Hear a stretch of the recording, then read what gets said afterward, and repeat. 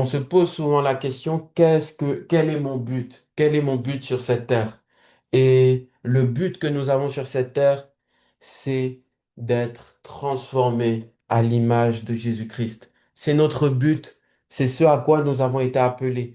Nous avons été appelés à être transformés, à être à l'image de Jésus-Christ et à retrouver cette image que nous avons perdue, cette image qui a été la nôtre dans le jardin, à la retrouver, à la retrouver. J'aimerais que nous puissions prendre Romains chapitre 8 au verset 29. Romains chapitre 8 verset 29. Le thème de ce soir, c'est le Saint-Esprit, celui qui nous transforme à l'image de Jésus-Christ. Romains chapitre 8 verset 29. Je lis la parole de Dieu. Car ceux qu'il a connus d'avance, il les a aussi prédestinés à être semblables à l'image de son Fils, afin que son Fils fût le premier-né entre plusieurs frères. Je répète, car ceux qu'il a connus d'avance, il les a aussi prédestinés à être semblables à l'image de son Fils, à être semblables à l'image de son Fils, à être semblables à l'image de son Fils.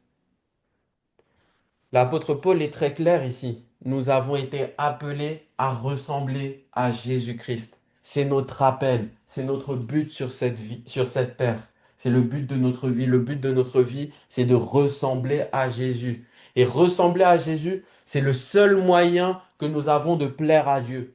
Il n'y a aucun autre moyen que nous avons pour plaire à Dieu que de ressembler à Jésus.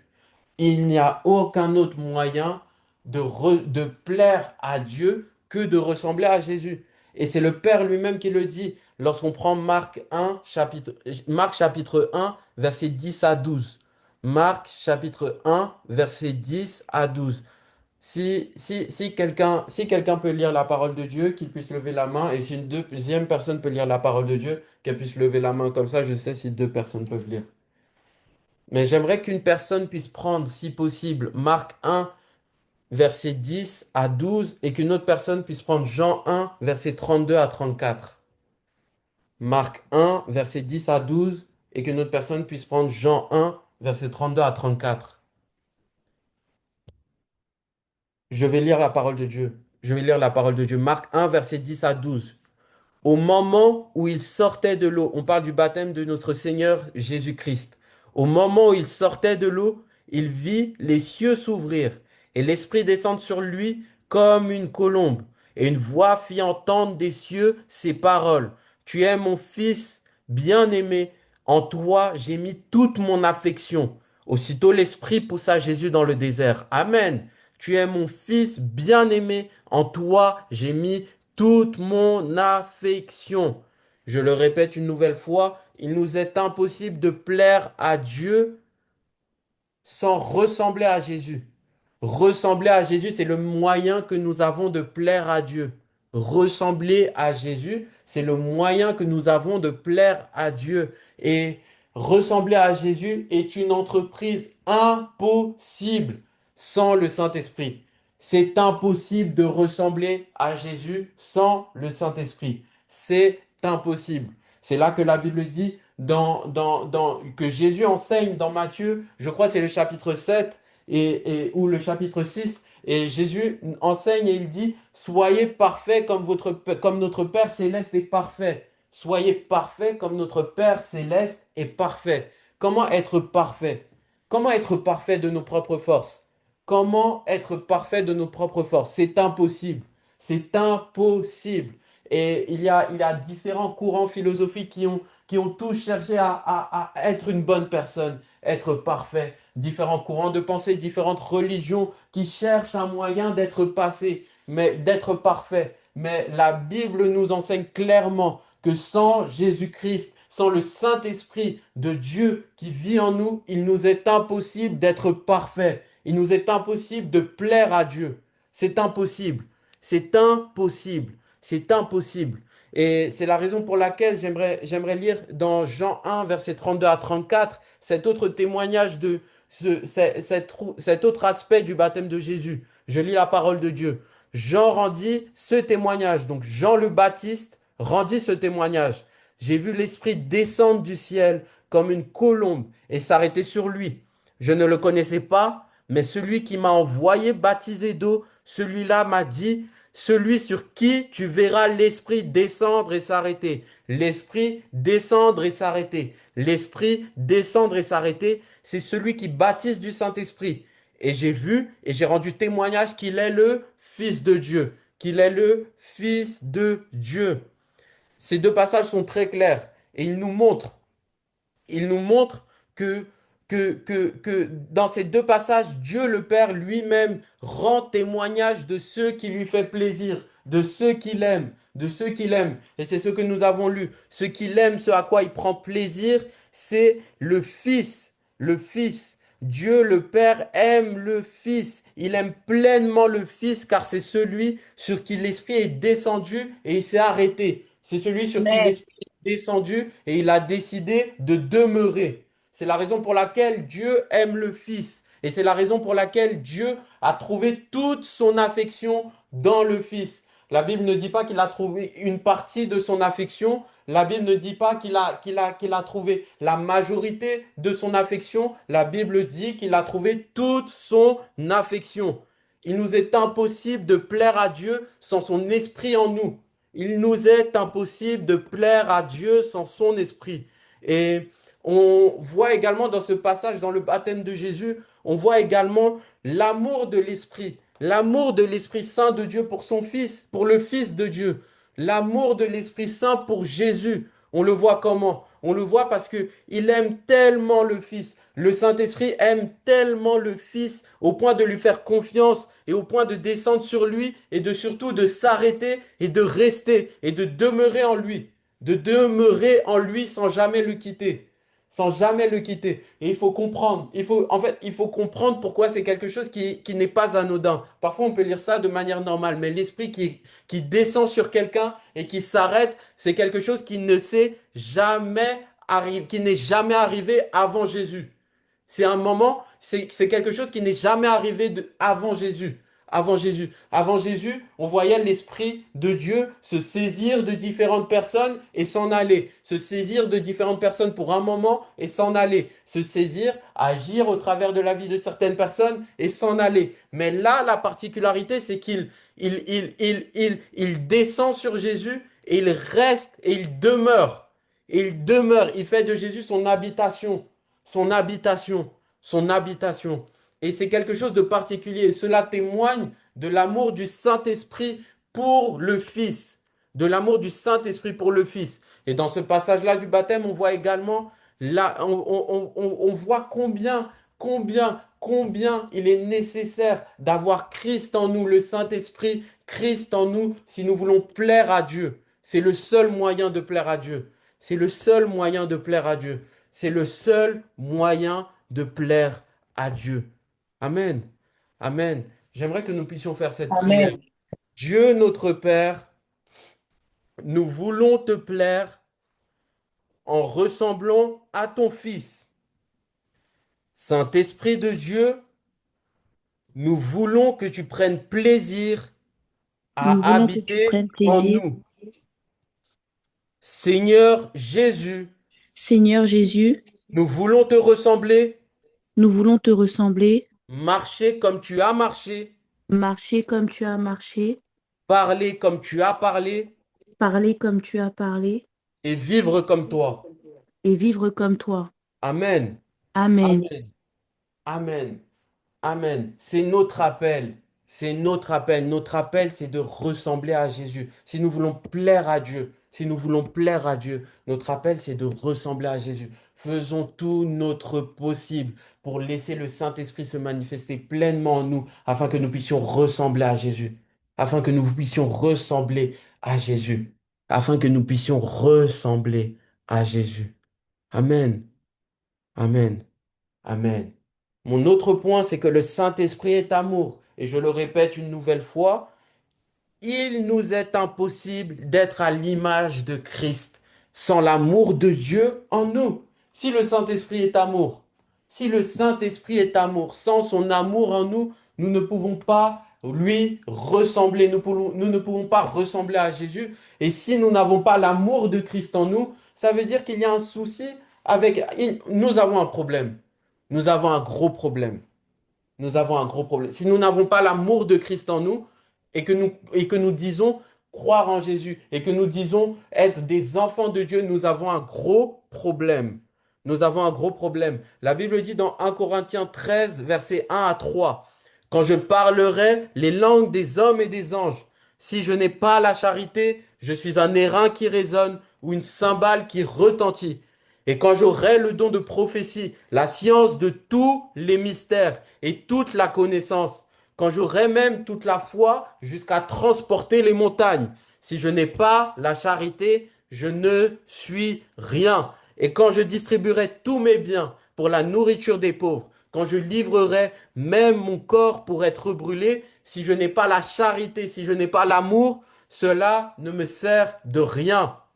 Cela ne me sert de rien. Ici, l'apôtre Paul, dans sa lettre aux Corinthiens, il nous décrit beaucoup de choses qui font de nous de bonnes personnes, de bonnes personnes, de bonnes personnes, des personnes qui parlent les langues des hommes et des anges, des personnes avec plein de connaissances, des personnes qui sont capables de prophétiser, des personnes qui sont capables de parler avec puissance, des personnes qui sont capables, qui ont une foi telle qu'ils peuvent déplacer les montagnes, des personnes qui ont un impact sur cette terre. L'apôtre Paul est en train de nous lister différentes choses qui ne servent à rien sans l'amour de Christ en nous, sans l'amour du Saint-Esprit en nous. Toutes ces choses ne servent à rien. Elles sont vaines, elles sont vaines. Et l'apôtre Paul utilise trois manières de dire que cela ne sert à rien. Il dit, je suis un airain qui résonne ou une cymbale qui retentit. En d'autres termes, je suis du bruit sans substance. Sans substance. Je ne sers à rien, juste à faire du bruit. Il dit aussi, je ne suis rien. Difficile de faire plus explicite que ça. Je ne suis rien. Il dit, cela ne me sert de rien. Il dit qu'on n'a rien à gagner à faire ça lorsqu'on est loin de l'amour de Christ. On n'a rien à gagner à faire ça lorsque nous n'avons pas l'esprit en nous. L'esprit en nous qui est amour. On n'a rien à faire si nous le faisons. Toutes ces choses sans amour, nous ne sommes rien. Nous ne sommes rien. Nous ne sommes rien. Nous ne sommes rien. Nous ne sommes rien. Sans l'amour et sans l'esprit en nous, nous ne pouvons pas, encore une fois, nous ne pouvons pas plaire au Père.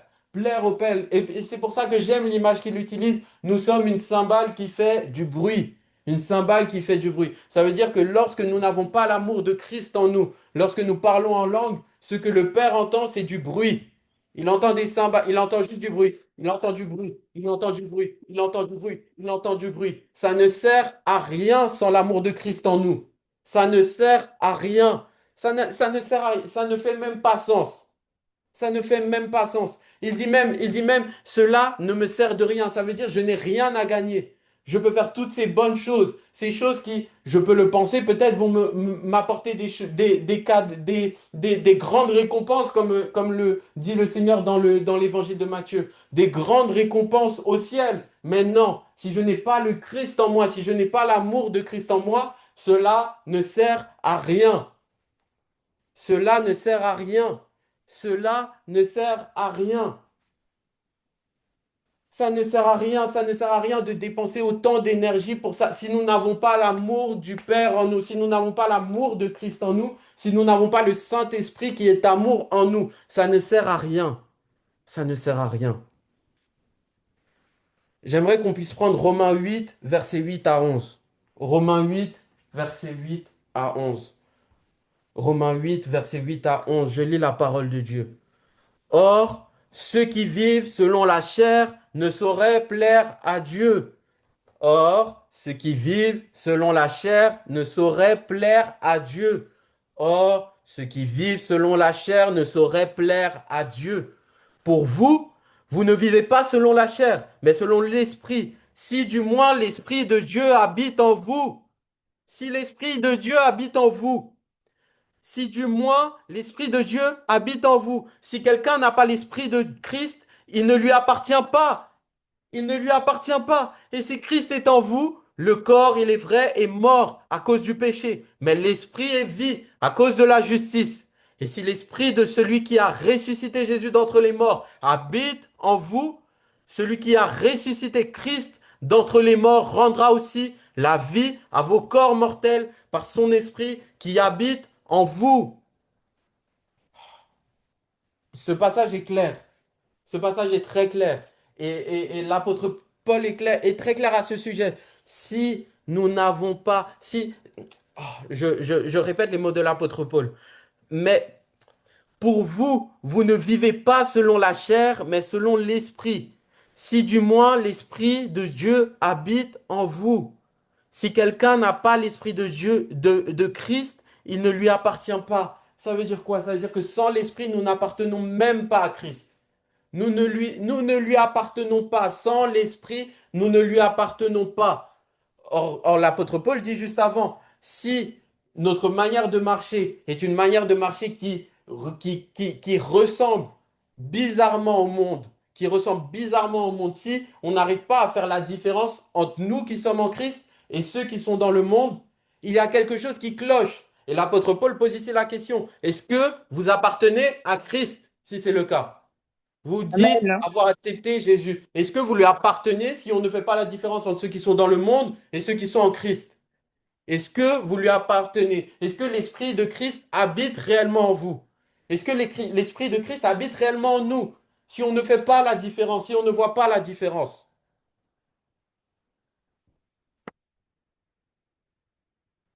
Jean nous le dit dans le premier épître de Jean. Il le dit encore et il le répète encore. Nous ne lui appartenons même pas s'il n'y a pas l'amour de Christ en nous. Je lis la parole de Dieu dans 1 Jean 4, versets 7 à 11.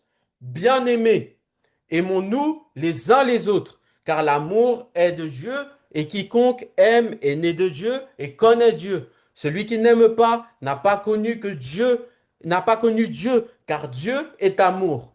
L'amour de Dieu a été manifesté envers nous en ce que Dieu a envoyé son Fils unique dans le monde afin que nous vivions par lui. Amen. Et cet amour consiste non point en ce que nous avons aimé Dieu, mais en ce qu'il nous a aimés et a envoyé son Fils comme victime expiatoire pour nos péchés. Bien-aimés, si Dieu nous a aimés, nous devons aussi nous aimer les uns les autres. Amen. Amen. Amen. Celui qui n'aime pas n'a pas connu Dieu. Celui qui n'aime pas n'a pas connu Dieu. Pourquoi? Car Dieu est amour. Car Dieu est amour. Car Dieu est amour. Car Dieu est amour. Car Dieu est amour. Il nous est impossible de dire avoir le Saint-Esprit en nous. Il nous est impossible de dire marcher par l'Esprit si nous ne marchons pas par l'amour. Car l'Esprit est amour, car Dieu, l'Esprit est Dieu, et Dieu est amour. Amen. Amen. Amen. Amen. Amen. Mon point suivant, c'est que l'Esprit de Dieu en nous produit le fruit de notre ressemblance à Christ. L'Esprit de Dieu en nous produit le fruit de notre ressemblance à Christ. Et c'est des passages que nous avons l'habitude de lire et que nous allons continuer de lire encore. Des passages comme Galates 5, 22, par exemple. Mais il est important, c'est tellement important, je le répète, c'est tellement important. Sans l'amour, nous ne sommes rien. Dans 1 Corinthiens 13 au verset 8, l'apôtre Paul dit, la charité ne périt jamais, les prophéties prendront fin, les langues cesseront, la connaissance disparaîtra. Toutes ces choses disparaîtront, mais l'amour ne disparaît pas. L'amour ne disparaîtra pas. L'amour demeurera. L'amour demeurera. Je nous exhorte vraiment à vivre dans cet amour, à marcher dans cet amour, à marcher dans le fruit de l'esprit qui produit la ressemblance à Christ, à marcher dans le fruit de l'esprit qui vit en nous, qui vit en nous. Je le crois, nous avons accepté Jésus comme Seigneur et Sauveur. Nous l'avons accepté comme Seigneur et Sauveur. Mais l'apôtre Paul nous posait la question tout à l'heure. Si vous avez accepté Jésus comme Seigneur et Sauveur, pourquoi marchez-vous comme vous marchez? Pourquoi vous comportez-vous comme vous comportez? Pourquoi? Pourquoi? Pourquoi? Pourquoi? Pourquoi? Et c'est la raison pour laquelle nous devons voir les fruits de notre ressemblance à Christ. Ah, ce sont eux qui témoignent de l'Esprit en nous. C'est les Amen. fruits qui témoignent de l'esprit en nous. C'est le fruit qui témoigne de l'esprit en nous. C'est le fruit qui témoigne de l'esprit en nous. Je ne peux pas manifester, je pourrais manifester tous les dons possibles et inimaginables. Je pourrais. Beaucoup dans le monde le font. Il y a des gens qui ont des dons de divination, donc qui peuvent diviner, qui peuvent vous dire, entre guillemets, votre avenir, des choses comme ça. Il y a plein de gens dans le monde qui font ce genre de choses. Il y a des gens qui sont talentueux, qui sont juste talentueux. Combien de personnes sont talentueuses dans la musique?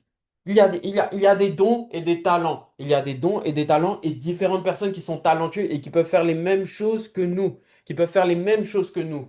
Mais la différence, c'est que sans le Saint-Esprit, ça n'a pas d'importance. On n'a rien à gagner. On n'a rien à gagner sans le Saint-Esprit et sans l'amour de Christ en nous, sans l'amour du Saint-Esprit en nous. Nous n'avons rien à gagner. Et Jésus, à deux reprises, il met l'accent sur ce principe qui est même devenu un dicton dans le monde normal que tout le monde peut utiliser, c'est on reconnaît un arbre à ses fruits. Dans deux passages, Jésus développe cela, qu'on reconnaît un arbre par ses fruits. Il le fait dans Matthieu 7, versets 16 à 20, je lis la parole de Dieu. Vous les reconnaîtrez à leurs fruits. Cueille-t-on des raisins sur des épines ou des figues sur des chardons? Tout bon arbre porte de bons fruits, mais le mauvais arbre porte de mauvais fruits. Un bon arbre ne peut porter de mauvais fruits, ni un mauvais arbre porter de bons fruits. Tout arbre qui ne porte pas de bons fruits est coupé et jeté au feu. C'est donc à leurs fruits que vous les reconnaîtrez. Amen. Amen. Le deuxième passage se trouve dans Matthieu 12, versets Amen. 33 à 35. Je lis la parole de Dieu. Ou dites que l'arbre est bon et que son fruit est bon, ou dites que l'arbre est mauvais et que son fruit est mauvais. Car on connaît l'arbre par le fruit. Car on connaît l'arbre par le fruit. Race de vipères, comment pourriez-vous dire de bonnes choses, méchants comme vous l'êtes? Car c'est de l'abondance du cœur que la bouche parle. C'est de l'abondance du cœur que la bouche parle. L'homme bon tire de bonnes choses du bon trésor et l'homme méchant tire de mauvaises choses de son mauvais trésor. Je voudrais m'arrêter sur ça. C'est de l'abondance du cœur que la bouche parle. C'est de Amen. l'abondance du cœur que la bouche parle. C'est de l'abondance du cœur que la bouche parle. Waouh. La Bible, à plusieurs reprises, parle du cœur comme de l'endroit où le Saint-Esprit vient siéger. L'endroit où le Saint-Esprit vient siéger en nous. Il siège dans nos cœurs. Il siège dans nos cœurs. Et lorsque la Bible dit c'est de l'abondance du cœur que la bouche parle, on peut faire le rapprochement avec ce qui était dit par l'apôtre Paul dans 1 Corinthiens. Quand je parlerai les langues des hommes et des anges, si je n'ai pas l'amour, je ne suis rien. Je ne suis rien et je ne fais que du bruit. Je ne fais que du bruit. Si la source de ce que je dis n'est pas le Saint-Esprit, si la source de ce que je dis n'est pas l'amour du Saint-Esprit qui vit en moi, cela ne sert à rien. Cela ne sert à rien et cela ne porte même pas de bons fruits. Cela ne porte pas de bons fruits. Cela ne porte pas de bons fruits. C'est la raison pour laquelle j'aimerais nous encourager à faire attention aux conversations que nous entretenons, à ne pas nous mettre dans des conversations qui vont nous pousser à dire des choses qui ne sont pas correctes, à ne pas nous mettre dans des conversations qui vont nous pousser à dire des choses qui ne viennent pas, qui ne sont pas inspirées de l'esprit aussi. Soyons vigilants à cela. Soyons vigilants à cela. Le Saint-Esprit ne nous fera jamais regretter quelque chose qui nous a inspiré à dire. Toutes les fois, on a regretté quelque chose. Toutes les fois, on a regretté avoir dit quelque chose. C'est que ce n'était pas inspiré du Saint-Esprit. Car avec le Saint-Esprit, on n'aura jamais à regretter ce qu'on a pu dire si on le dit inspiré par le Saint-Esprit au moment voulu. Veillons à nos conversations. Veillons à nos conversations. Les conversations sont un moyen merveilleux de savoir si l'Esprit de Dieu vit en nous ou pas. De quelle manière nous parlons? Qu'est-ce qui sort de notre bouche? Encore une fois, c'est de l'abondance du cœur que la bouche parle. Il y a cette expression que beaucoup de gens peuvent utiliser, mais que je nous encourage, si on l'utilise encore, à cesser de l'utiliser. C'est Dieu connaît mon cœur. ou on connaît mon cœur. J'ai fait telle chose qui a blessé telle personne, mais on connaît mon cœur. Non, non, ça ne marche pas comme ça. Ça ne marche pas comme ça. Ça ne marche pas comme ça. Loin de là. Loin de là. Ça ne marche vraiment pas comme ça. On ne peut pas dire Dieu connaît. Ce que tu as dit, ce qui est sorti de ta bouche a révélé l'état de ton cœur. Ce qui sort de nos bouches révèle ce qu'il y a dans nos cœurs. Encore une fois, c'est de l'abondance du cœur que la bouche parle. On ne peut pas dire quelque chose, penser le contre. Dieu connaît nos cœurs. Non, non. Cessons d'utiliser ce genre d'expression. Et soyons que nos oui soient oui, que nos non soient non. Et soyons fermes avec cela. Et véritablement, ayons l'amour de Christ pour source. Ayons l'amour du Saint-Esprit pour source lorsque nous parlons. Amen. Amen. Amen. Et on parle du bon arbre qui porte de bons fruits. On parle du mauvais arbre qui porte du mauvais fruit. On parle du bon arbre qui ne peut pas porter de mauvais fruits et du mauvais arbre qui ne peut pas porter du bon fruit. C'est le moment d'arriver à ce passage que nous connaissons, que nous connaissons, que nous connaissons, mais qui doit véritablement rentrer dans nos cœurs. Je lis la parole de Dieu, Galates 5, versets 22 à 26. Mais le fruit de l'esprit, mais le fruit de l'esprit, mais le fruit de l'esprit, c'est l'amour, la joie, la paix, la patience, la bonté, la bénignité, la fidélité, la douceur, la tempérance. La loi n'est pas contre ces choses. Ceux qui sont à Christ, ceux qui sont à Jésus-Christ, ont crucifié la chair avec ses passions et ses désirs. Si nous vivons par l'Esprit, marchons aussi selon l'Esprit. Je le répète, si nous vivons par l'Esprit, marchons aussi selon l'Esprit. Si nous vivons par l'Esprit, marchons aussi selon l'Esprit. Ne cherchons pas une vaine gloire en nous provoquant les uns les autres, en nous portant en vie les uns aux autres. Amen. Amen. C'est des passages que nous connaissons. C'est des passages que nous connaissons peut-être par cœur. Mais ces passages, nous devons voir les fruits de ces passages dans nos vies. Voulons voir le fruit de l'Esprit se manifester pleinement dans nos vies. C'est la preuve que le Saint-Esprit est en nous. Ce n'est pas le don de prophétie, ce n'est pas tel don, ce n'est pas tel don, ce n'est pas tel don. La preuve que l'Esprit de Dieu vit en nous, elle est ici dans Galates 5, 22 à 26. Elle est ici. Le fruit de l'Esprit. Car nous venons de le dire, tout bon arbre porte de bons fruits. Tout bon arbre porte de bons fruits. Et je pense maintenant à ce passage dans Matthieu, dans Matthieu, où Jésus dit, plusieurs diront, n'avons-nous pas prophétisé en ton nom? N'avons-nous pas guéri les malades en ton nom? N'avons-nous pas ressuscité les morts en ton nom? N'avons-nous pas fait toutes ces choses? Et Jésus leur répond, je ne vous ai jamais connu. Je ne vous ai jamais connu. Toutes ces choses sont bien, mais si nous n'avons pas le fruit que le Saint-Esprit vit en nous, nous sommes perdus. Nous ne sommes rien. Nous avons tout raté. C'est le plus important. C'est le plus important. C'est le plus important. C'est la preuve que l'Esprit vit en nous. C'est la preuve. C'est la preuve. C'est la preuve. C'est la preuve. C'est la preuve. C'est la preuve.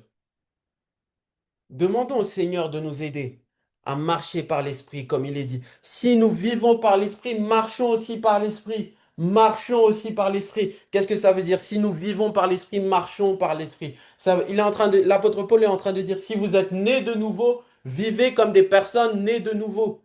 Vivez comme des personnes nées de nouveau. Si vous avez été rachetés par Christ, vivez comme des personnes qui ont été rachetées par Christ.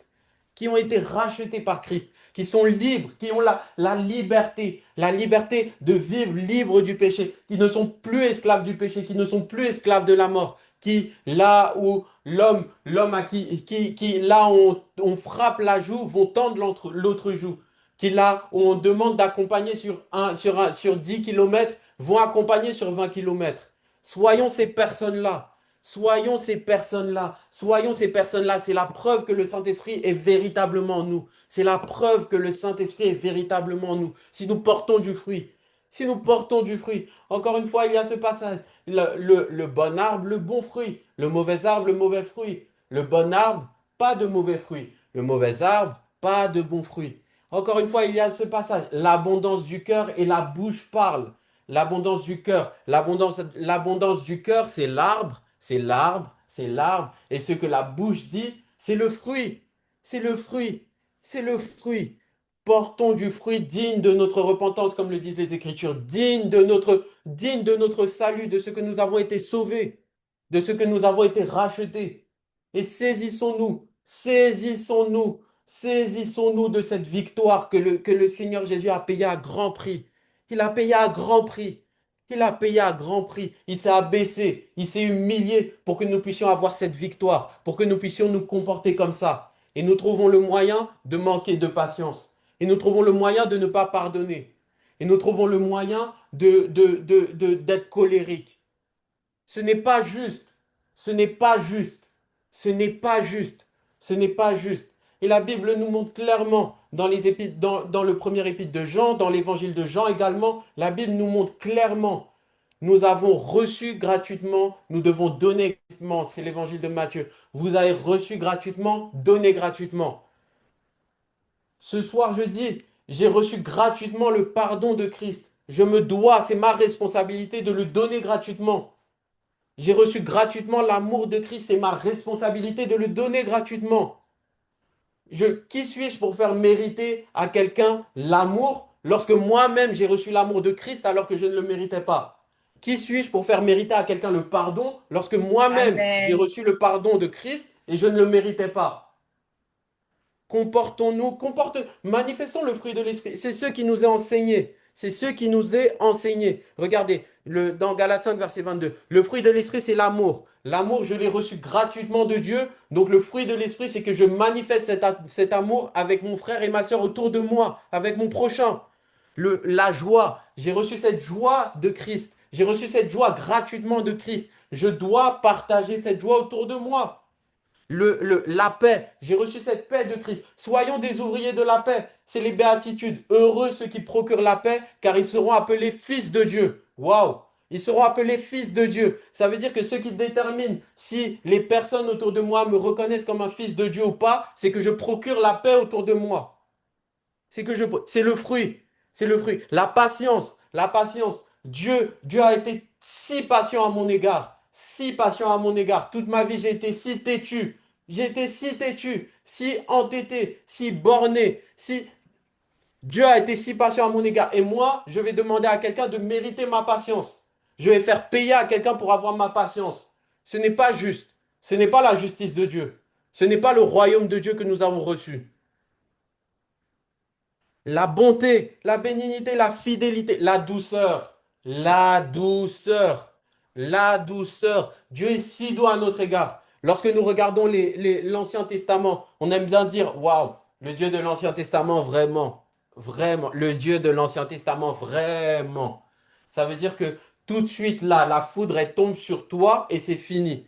Tout de suite, le feu te consume, c'est fini. Tout de suite, la terre s'ouvre sur toi, tu tombes, c'est fini. Tout de suite, Dieu est contrarié, les serpents, ils viennent, ils te mordent, ils te mordent, ils te mordent. Vous mourrez, c'est fini. Mais la Bible dit aussi, Dieu est le même hier, aujourd'hui et éternellement. Il est le même. Il est le même. Il est le même. Et ayons conscience aussi de ces attentes que Dieu a pour nous. Ayons conscience de ces attentes que Dieu a pour nous. Et pourtant, dans sa grâce, il est patient à notre égard. Dans sa grâce, il est doux à notre égard. Dans sa grâce, il est doux à notre égard. Dans sa grâce, la douceur, elle se manifeste par le fait que lorsque nous péchons contre lui, il va nous amener avec lui dans le désert, un endroit qui est inconfortable, et il va nous ramener à lui. Osée chapitre 2. Je t'emmènerai dans le désert et là je parlerai à ton cœur. Là je parlerai à ton cœur. C'est son amour, c'est sa douceur. C'est sa douceur à notre égard. C'est sa douceur à notre égard. La tempérance. Autrement dit, la maîtrise de soi. Waouh! Waouh! La maîtrise de soi. Je ne peux pas faire mériter à quelqu'un ma maîtrise de soi. Je ne peux pas. Je ne peux pas. Je ne peux pas. Je ne peux pas. Portons le fruit de l'esprit. Portons et manifestons le fruit de l'esprit. C'est ce à quoi nous avons été appelés. Et c'est en ça que nous ressemblons à Christ. C'est en ça que nous ressemblons à Christ. Ça veut dire que la preuve que le Saint-Esprit habite en nous, cette preuve-là nous fait ressembler à Christ. Et nous fait grandir dans notre ressemblance à Christ. Elle nous fait grandir dans notre ressemblance à Christ. Je dis pas que nous devons être parfaits du jour au lendemain. Je ne dis pas ça. Mais ce que je dis, c'est que, par exemple, la patience. La patience. Je manque de patience vis-à-vis de mon prochain. Je ne peux pas marcher comme ça, comme si de rien n'était. Il y a quelque chose dans mon cœur, il y a l'esprit de Dieu va me troubler, il va me dire, hé, tu n'as pas été patient à l'égard de ton prochain. Tu n'as pas été. Souviens-toi comment j'ai été patient avec toi. Souviens-toi quand tu refusais d'entendre ma parole. Souviens-toi quand tu me fuyais. J'ai été patient avec toi. Toi, tu n'as pas été patient à l'égard. Va, demande pardon. Repens-toi. Repens-toi. Repens-toi. Repens-toi. Repens-toi. Repens-toi. Amen. Amen. Amen. Amen. Le Saint-Esprit, lorsque nous ne manifestons pas le fruit de l'Esprit, le Saint-Esprit qui vit en nous, il va nous mettre, il va nous rendre inconfortables avec cette situation. Il va nous rendre inconfortables avec cette situation. Maintenant, la question que je me pose, c'est que se passe-t-il si je suis confortable avec ma situation? Ça veut dire que je manque de patience lundi, mardi, mercredi, jeudi, vendredi, samedi, dimanche et rebelote. Première semaine du mois de juin, deuxième semaine du mois de juin, troisième semaine du mois de juin, quatrième semaine du mois de juin, cinquième semaine du mois de juin. Le mois de juillet, août, septembre, octobre, novembre, décembre, jusqu'à janvier encore. Je manque de patience en continu. Que se passe-t-il? Pourquoi le Saint-Esprit n'agit pas dans mon cœur? Pourquoi le Saint-Esprit ne me convainc pas? Que se passe-t-il? Que se passe-t-il? Profitons de ce don de la repentance, de nous repentir et de ne pas atténuer et de ne pas fermer la voie du Saint-Esprit lorsqu'il nous convainc que nous n'avons pas une attitude qui conformait ou qui était conforme au fruit qui est en lui, au fruit qui est en lui et à lui qui est en nous. Amen. Amen. Amen. Amen. Et je vais terminer avec ça. Je vais terminer avec ça. Et c'est un passage qui est très connu, qui est très connu encore une fois. Romains 8, versets 28 à 30. Je lis la parole de Dieu. Nous savons du reste que toute chose concourt au bien de ceux qui aiment Dieu, de ceux qui sont appelés selon son dessein. Car ceux qu'il a connus d'avance, il les a prédestinés, il les a aussi prédestinés à être semblables à l'image de son Fils, à être semblables à l'image de son Fils. Il les a aussi prédestinés à être semblables à l'image de son Fils, afin que son Fils fût le premier-né d'entre plusieurs frères. Et ceux qu'il a prédestinés, il les a aussi appelés à ceux qu'il a appelés. Et ceux qu'il a appelés, il les a aussi justifiés. Et ceux qu'il a justifiés, il les a glorifiés. Il les a glorifiés. Toutes les choses qui nous arrivent sur cette terre, pourquoi nous sommes ici présents et nous souffrons? Nous souffrons parce que nous devons ressembler à Christ. Parce que nous devons ressembler à Christ. C'est ce que nous venons de lire. Toutes les bonnes choses, toutes les mauvaises choses qui nous arrivent ont pour but de nous faire ressembler à Christ. Ressembler à Christ.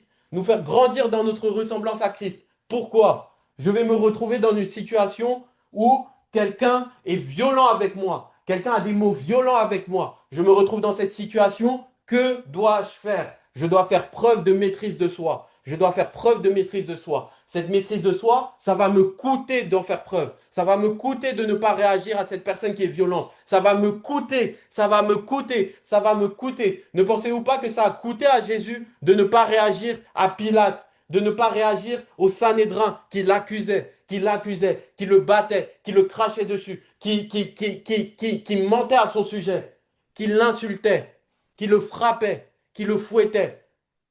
Quelle maîtrise de soi! Quelle maîtrise de soi! Et toutes ces choses, elles arrivent pourquoi? Pour que nous puissions ressembler à Jésus. De la même manière que Christ a souffert, nous aussi nous allons souffrir. Et dans cette souffrance, nous devons manifester Christ. Nous devons manifester Christ. Nous devons refléter l'image de Christ. J'aime bien ce chant qui dit, dans les bons, dans les mauvais moments, pas de différence. Tu es Dieu. Tu es Dieu. Tu es Dieu. Peu importe les circonstances. Pas de différence. Il est Dieu. Il est Dieu. Et c'est ce que nous dit l'apôtre Paul. Toute chose concourt au bien de ceux qui aiment Dieu. Tout, tout, tout ce qui m'arrive a pour but de me faire grandir dans ma ressemblance à Christ, de me faire grandir dans le fruit de l'esprit, de me faire grandir dans les béatitudes, de me faire grandir dans les béatitudes, de me faire grandir dans tout ça, de me faire grandir dans le heureux les miséricordieux car ils obtiendront miséricorde. Waouh! Toutes ces choses ont pour but ça. C'est le seul et l'unique but. C'est le seul et l'unique but. Et c'est le message de ce soir. Nous avons un objectif sur cette terre. Sur cette terre, notre objectif, c'est de ressembler à Christ. C'est de tout faire pour laisser le Saint-Esprit agir dans nos cœurs en continu, nous pousser à la repentance, nous pousser à la repentance, nous pousser à la repentance. Et à chaque fois qu'on dévie, nous retourner à lui, nous retourner à lui, nous retourner à lui. C'est le seul but, c'est le seul objectif. C'est en ça que le Père se glorifie sur cette terre en nous voyant. C'est en ça, c'est en ça, c'est en ça. Dans l'évangile de Jean, Jésus dit, ils reconnaîtront que vous m'appartenez si vous vous aimez les uns les autres. Comment s'aimer les uns les autres en dehors du fruit de l'esprit? Impossible. Comment s'aimer les uns les autres en dehors des béatitudes? Impossible. Comment s'aimer les uns des autres en dehors de Philippiens 4, verset 8? Que tout ce qui est vrai, honorable, tout ce qui est juste, tout ce qui est pur, tout ce qui est aimable et qui est digne d'approbation, tout ce qui est vertueux et digne de louange, soit l'objet de vos pensées. Comment s'aimer les uns les autres sans ça? Impossible. Impossible. Impossible. Impossible. Les bons et les mauvais moments de la vie ont pour but de nous conformer à l'image de Christ, ce qui est impossible sans le Saint-Esprit. Le Saint-Esprit nous a été donné pour que nous puissions ressembler à Christ et pour que nous puissions plaire au Père. Pour que nous puissions plaire au Père. Le Saint-Esprit nous a été donné pour que nous puissions ressembler à Christ et que nous puissions plaire au Père. Amen. Amen. Je vais prier. Seigneur Jésus, aide-nous. Aide-nous, je t'en supplie. Aide-moi, Seigneur, je veux te ressembler, je veux te ressembler, nous voulons te ressembler, nous voulons te ressembler. Seigneur, ne permets pas que nous puissions diminuer la voix du Saint-Esprit, ne permets pas que nous puissions atténuer la voix du Saint-Esprit, ne permets pas que nous soyons insensibles à la voix du Saint-Esprit lorsque tu nous parles, lorsque tu montres des zones de nos cœurs qui ne te glorifient pas. Car tout simplement, Seigneur, nous voulons te glorifier, nous voulons refléter ton image. Seigneur, Seigneur, donne-nous de vivre comme dans le jardin d'Éden sur cette terre. Donne-nous de vivre à ton image, à ta ressemblance sur cette terre. Seigneur, nous voulons vivre le plus possible cette réalité sur cette terre. Seigneur, je t'en supplie, aide-nous à vivre cette réalité sur cette terre, Seigneur. Aide-nous à être remplis de l'amour de l'Esprit. Aide-nous à être remplis de l'Esprit, Seigneur. Aide-nous à être remplis de l'Esprit, Seigneur. À ne pas être ivre de vin, Seigneur, mais à être remplis de l'Esprit. Aide-nous à ne pas marcher selon la chair, mais à marcher selon l'Esprit. Aide-nous à non seulement marcher selon l'Esprit, mais à vivre selon l'Esprit, Seigneur. Aide-nous à respirer selon l'Esprit. Aide-nous à ce que chacun de nos mouvements, chacune des choses que nous faisons, soit dictée par le Saint-Esprit, Seigneur. Nous voulons nous soumettre à toi. Nous voulons nous soumettre à toi. Nous voulons nous soumettre à toi. Alors que nous t'avons accepté comme Seigneur et Sauveur personnel. Oui, nous t'avons accepté comme Sauveur. Nous voulons faire de toi à nouveau notre Seigneur. Sois notre Seigneur et conduis-nous et manifeste ton fruit en nous, afin que nous puissions ressembler au Fils et que le Père puisse sourire en nous regardant. Au nom de Jésus. Amen.